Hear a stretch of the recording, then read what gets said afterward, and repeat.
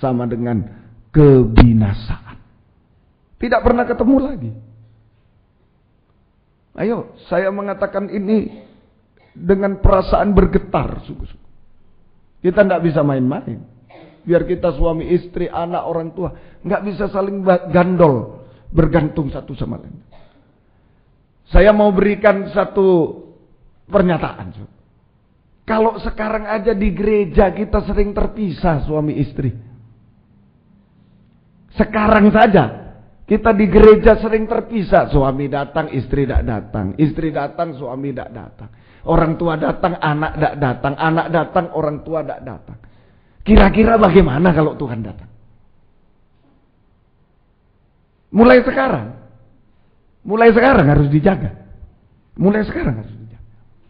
Ayo, yang punya suami belum setia, ayo doakan, ayo diajak. Yang punya istri belum setia, jangan dibiarkan, ayo diajak. Yang punya anak belum setia, pokoknya dia sudah kuliah bagus, kerja bagus. Jangan. Nanti menyesal, perpisahan untuk selama-lamanya. Sekarang dulu. Bagaimana?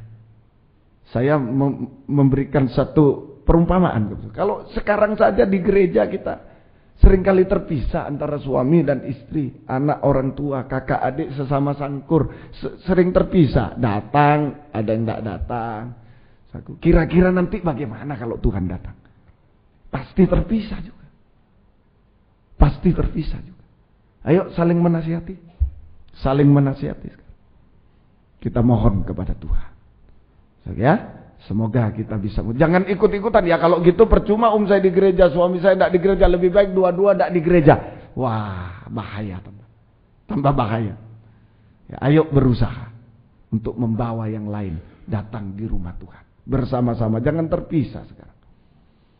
Nah, ini perpisahannya nanti. Gadis bijaksana masuk perjamuan kawin anak domba Allah. Gadis bodoh di luar. Tidak masuk perjamuan kawin anak domba. Nanti kalau Tuhan datang kedua kali. Tapi pemisahan itu terjadi sekarang. Perjamuan kawin anak domba Allah sekarang ini nanti adalah pertemuan antara Yesus mempelai pria dan kita mempelai wanita. Ya, saya ulangi. Perjamuan kawin anak domba Allah, kalau Tuhan datang kedua kali nanti, kita masuk perjamuan kawin anak domba, ada yang tidak masuk juga, gadis bodoh. Perjamuan kawin anak domba Allah adalah pertemuan antara Yesus mempelai pria, kepala, dan kita mempelai wanita, tubuh. Pertemuan mempelai pria dan mempelai wanita, pertemuan kepala dengan tubuh. Nah, itu nanti kalau Tuhan datang. Sekarang kita bicara sekarang, bukan nanti.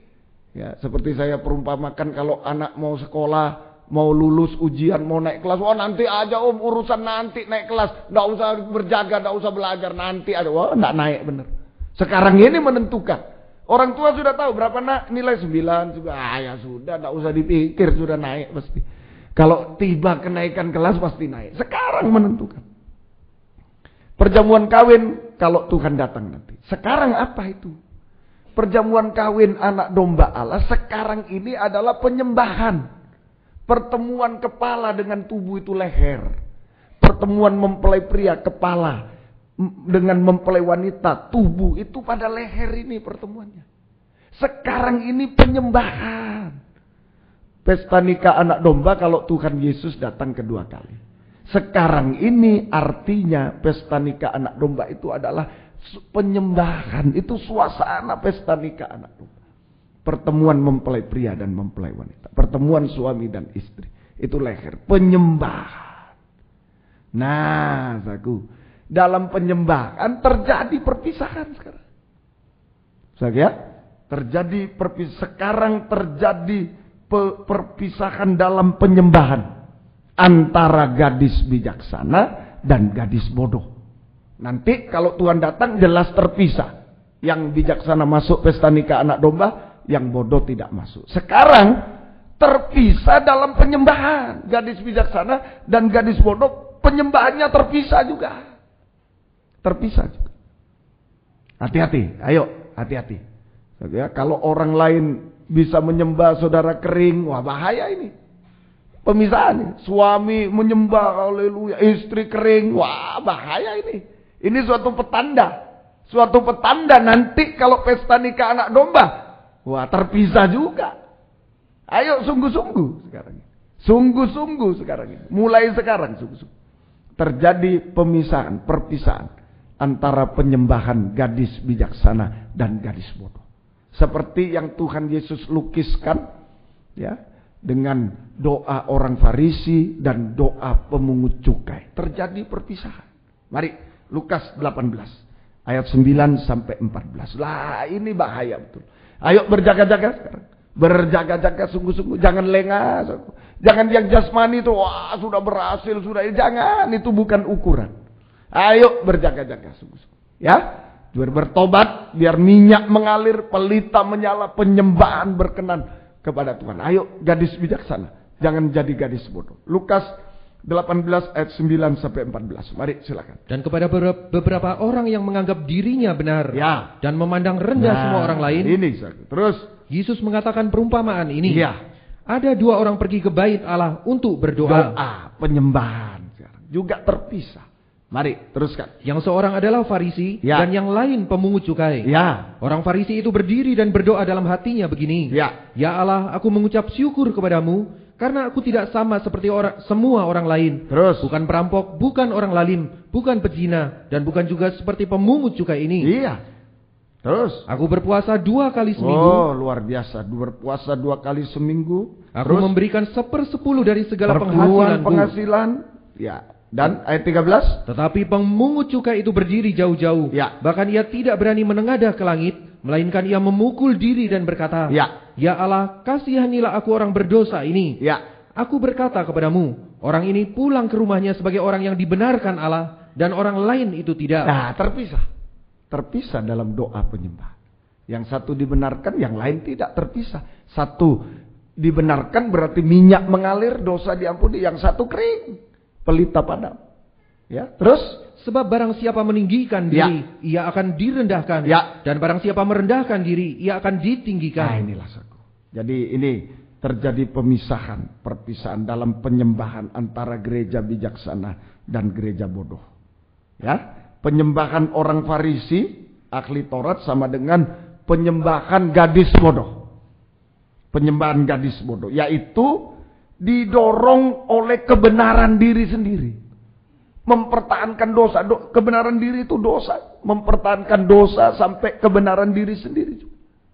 Terus menyembah Tuhan, tapi mempertahankan dosa. Termasuk dosa kebenaran diri sendiri. Dipertahankan. Nggak pernah rasa salah, berarti ya dosa-dosanya menumpuk-numpuk. Ini penyembahan orang Farisi, ahli Taurat, sama dengan penyembahan gadis bodoh. Didorong oleh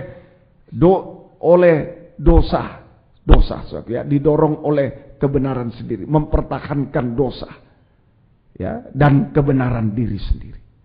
Ini saja prakteknya. Nah, tidak merasa berdosa. Prakteknya atau tandanya pertama, tidak merasa berdosa, sehingga hanya menyalahkan orang lain terus. Dia sendiri tidak merasa berdosa, sudah berbuat dosa, tidak rasa dosa.